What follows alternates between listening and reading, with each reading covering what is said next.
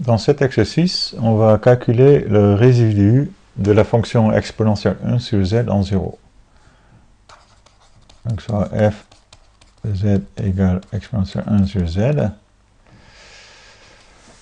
Alors on voit bien que comme la fonction exponentielle est holomorphe sur c tout entier, cette fonction n'est pas définie en z égale 0. A une singularité en 0 et est holomorphe partout ailleurs comme composition de fonctions holomorphes. Z donne 1 sur z est holomorphe sur c étoile, c privé de 0. Et après, composer avec la fonction exponentielle, c'est une fonction holomorphe. Donc f est holomorphe sur c étoile, c'est-à-dire c privé de 0. Et possède une singularité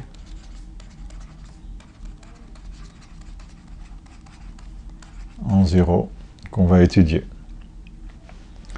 Donc, en tout cas, f a donc une singularité isolée en 0 et on peut considérer le développement en série de Laurent de f en 0 pour déterminer le résidu.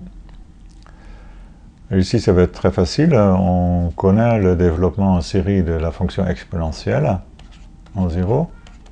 1 plus z carré sur 2 plus z puissance 3 sur 6, etc.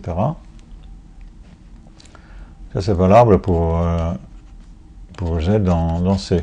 C'est valable pour tout z dans C. Donc, si je substitue 1 sur z pour z, on a exponentielle 1 sur z est égal à 1 plus 1 sur z plus 1 demi 1 sur z au carré plus 1 sixième 1 sur z puissance 3, ainsi de suite pour z non nul.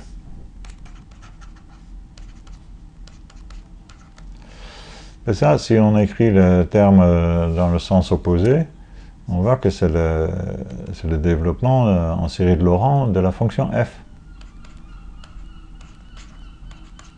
1 sixième 1 sur z puissance 3, plus 1 demi 1 sur z au carré, plus 1 sur z, plus 1, et les autres termes, le coefficient devant z, de z2, z3, etc. sont nuls.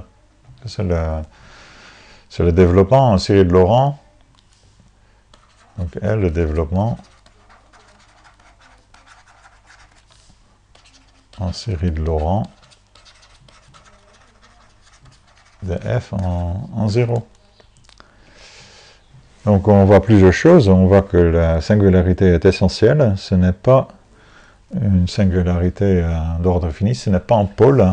Donc 0 n'est pas en pôle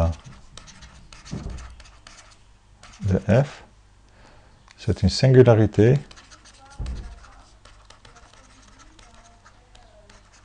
essentielle de f.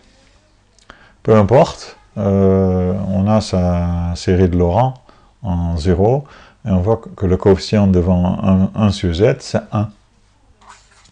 Le coefficient devant 1 sur z, c'est 1. Donc le résidu de f en 0 est égal à 1.